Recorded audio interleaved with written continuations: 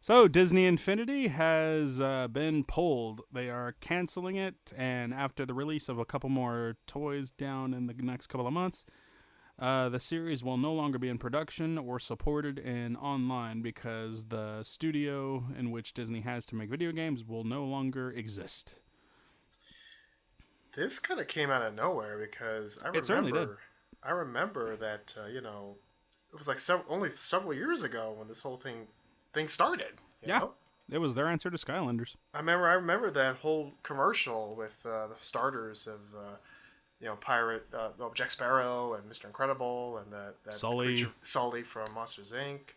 And that whole thing was getting started, and we know what they were doing. They were basically copying Skylanders. Not a bad plan. Not a bad plan at all. And that kind of became the thing. And then after that, you saw the Nintendo with the Amiibos, and now you see Warner Brothers getting in it with the Lego Dimensions, and you kind of think, okay, this is like a whole new wave of the toys and all that. And then as Disney Infinity grew, We started getting more characters and more games that people. that's were when I actually think they interested got in. a little carried away because it stopped being about Disney and it became more about Marvel and then Star Wars. But then they also made a Pixar. But like when you go to a Target or a Walmart and you look for those toys, that's all you really see. Like 90% of it's just 95% of it's just Marvel and Star Wars, and then every once in a while you'll find like a I guess it's Baloo because you got to or a kind of go Mickey. to you either got to go to Best Buy or GameStop to see the other ones. Right, but I guess it kind of shows you that this whole thing, the problem with this thing is that, and I'm sure they had a big fan base, but something like this has to be really expensive, and I'm Oh guessing yeah. just they didn't see the profits that they were hoping they were going to get. Well, weirdly enough, the Disney Infinity figures cost more than the Amiibos. Yeah, they do. Yeah, like each figure ranged around $15, if not more, or maybe even a little less, depending on popularity or series. Right. But yeah, all of the Amiibos pretty much were around the same price, and some even got cheaper over time. Like they ranged from $9.99 to $13, maybe with a little tax.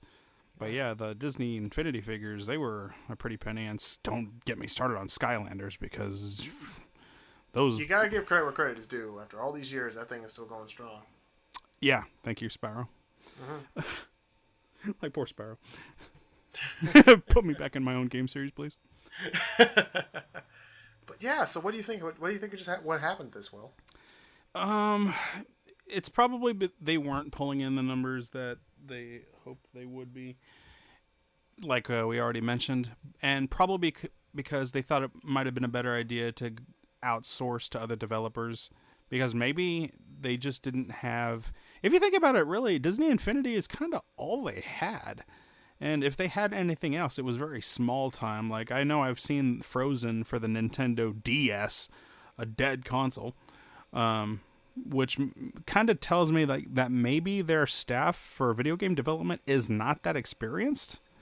So probably it would be better to shut down a studio where they're going to make mediocre games and probably continue on a game series that wasn't exactly well known for breaking the mold outside of selling toys, and instead go back to what they did best, which was outsource to other developers who definitely knew what they were doing and were able to make quality products. Like Capcom back in the day, they made Disney Afternoon based games and they were all quality products.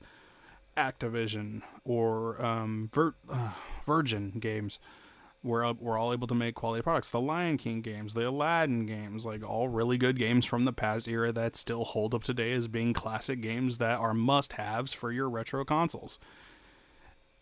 And you kind of got to ask, does Disney's standalone games have that same appeal on current consoles? Well, it just seems like like those several years span when they started gobbling up. Well, basically they got Marvel and they got Star Wars, and that was like the two big things.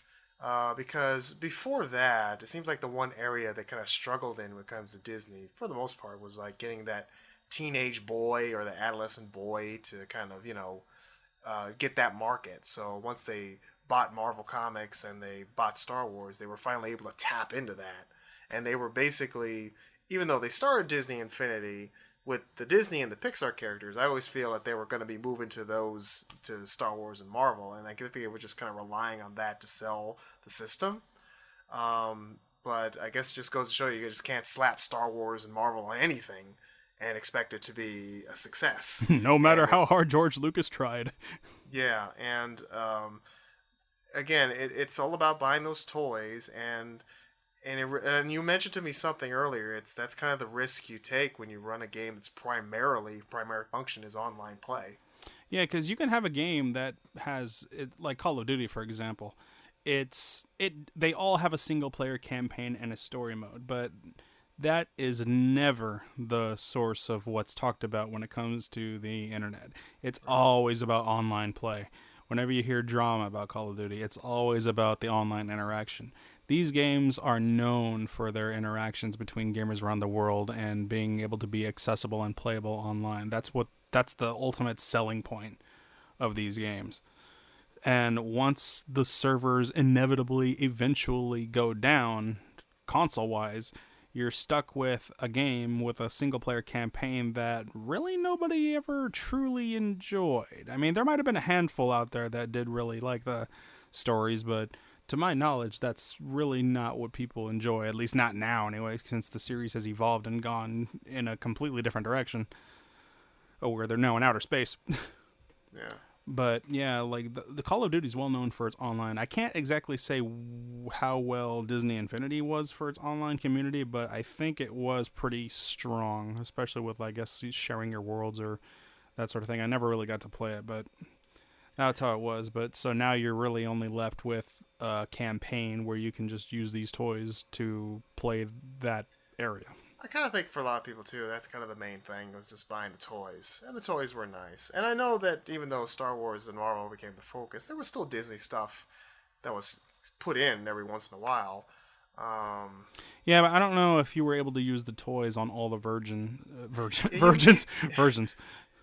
You also mentioned that. So I think I heard that you couldn't use the toys for every single adventure.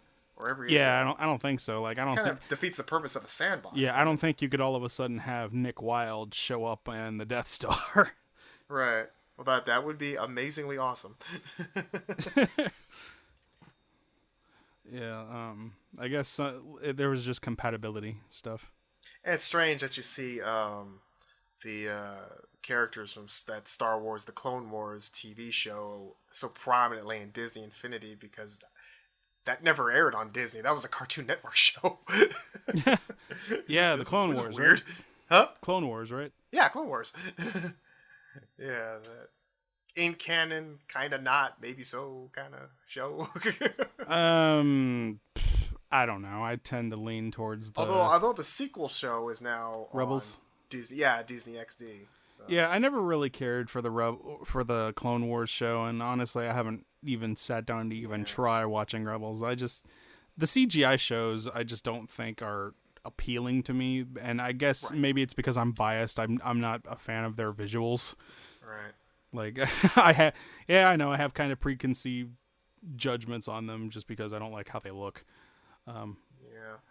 And throughout the time, they tried, whenever a new movie came out, they tried putting those toy sets. Like one of the first ones was Lone Ranger.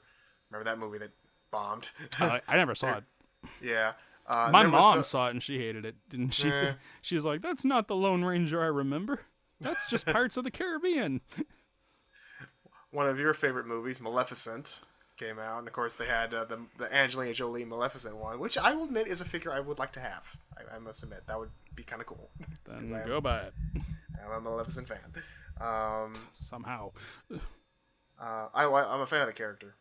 And, yeah, whatever, shut up.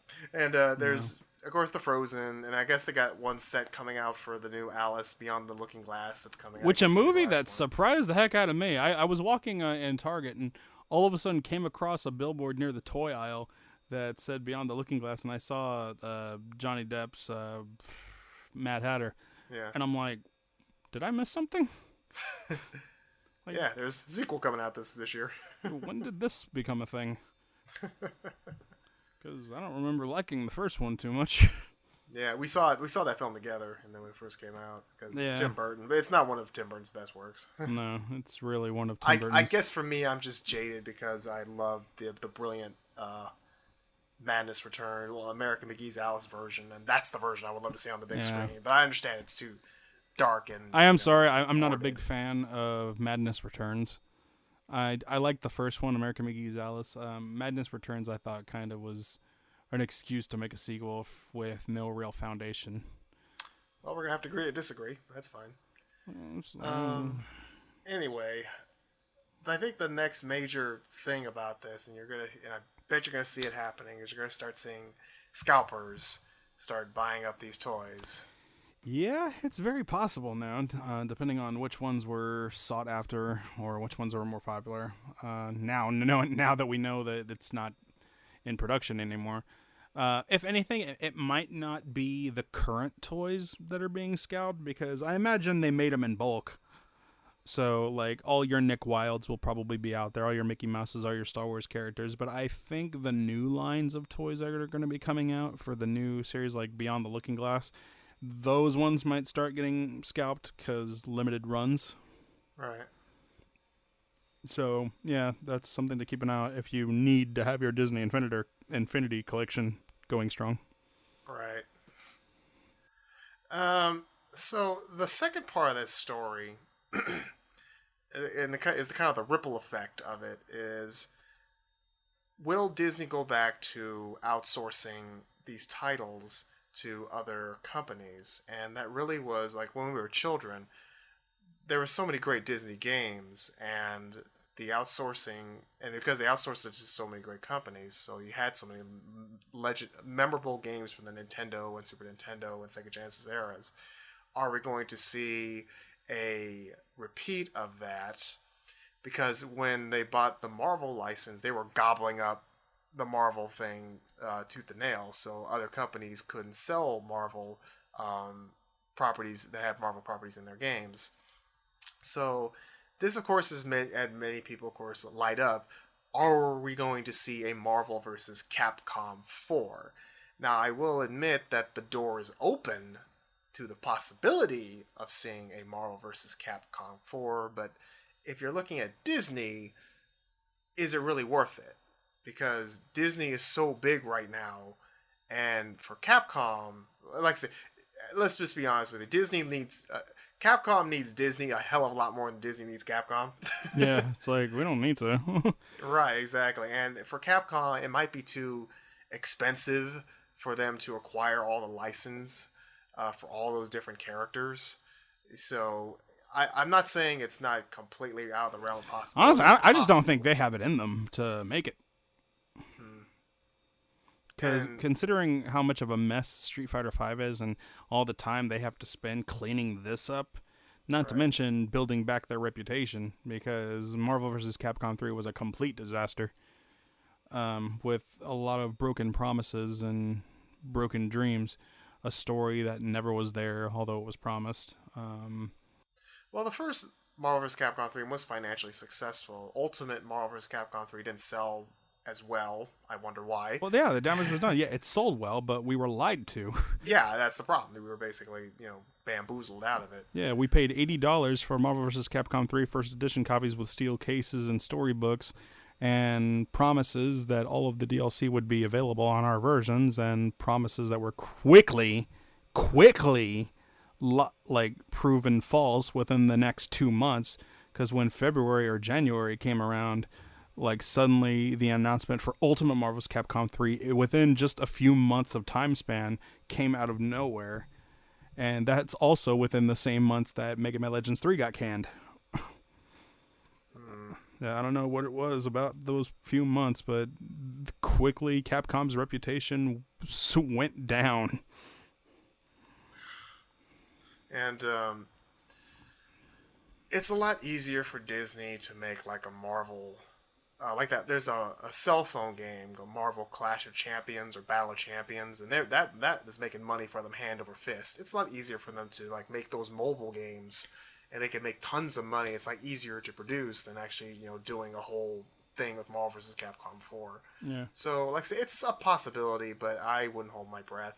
Somehow, despite this going on with Disney's video game studio, somehow they were still keeping a good deal with Square Enix that allowed Kingdom Hearts to continue to be a thing. Yeah, that's still coming.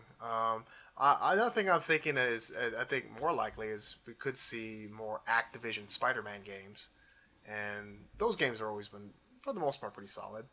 So we might see a return to that. Yeah, there's always a possibility. And Spider-Man's always open for some game ideas. Oh, Marvel Ultimate Alliance. That's another possibility. Yeah, Ultimate Alliance 3. Yeah. Yeah, that's another possibility too. So, yeah, it like I said, the door is now open, and it's gonna be interesting to see where Disney's gonna take these resources. The Star Wars titles. Well, the Star Wars titles, they already have a deal with EA, don't they? I don't know. I have no idea. Yeah, I don't know. Yeah, that's a good question. If it is with EA, our condolences. Right. Well, anyway, yeah, so it's going to be interesting to see how Disney, is this going to be kind of return to classics, or are we going to see some more awesome Disney games from outsourced companies, or I'd like to see Epic Mickey get holds. I'd like to see Epic Mickey get another chance, but done right. I think that ship has sailed. Probably, but it's so weird. The first one was so good based on what we had, and then the second one just did nothing Right. except ruin it. Right. Hey, where's our Oswald game? Damn it. Well, honestly, the game. I guess you're right about the ship having sailed, because the game had a job to do, and the job succeeded. The job was to resurrect Oswald and get him back, and tell a story that showed that Oswald existed before Mickey, and he was Walt Disney's first creation, and basically like a homecoming, and it succeeded. Epic Mickey 1 was a big success, and Oswald came home to Disneyland where he belongs, and now he's there in the parades. He has his own section and stores and California Adventure, and a mascot walking around and toys and stuff. So you know what? Oswald's back. He's home. Job well done. Yeah, I agree. Well, anything else to add to this subject? No, we've pretty much said everything that needs to be said. It's sad to see Disney Infinity go, but again, that just kind of validates my point when it comes to playing games that primarily focus on online being as the source of fun, because inevitably that server is going to go down if you're a console gamer. Some will argue, but there's always a PC, and yeah, you're right. If there is a private server that is made, hosted, and not shut down due to copyright, then yeah, PC, you've got your options. Sega Saturn, I mean the Sega Dreamcast still has a way to make Phantasy Star Online run through some interesting means. So yeah, there's always a chance and possibility, but you guys got to bear in mind, you're paying a lot of money for something that might inevitably run out. All that wasted plastic.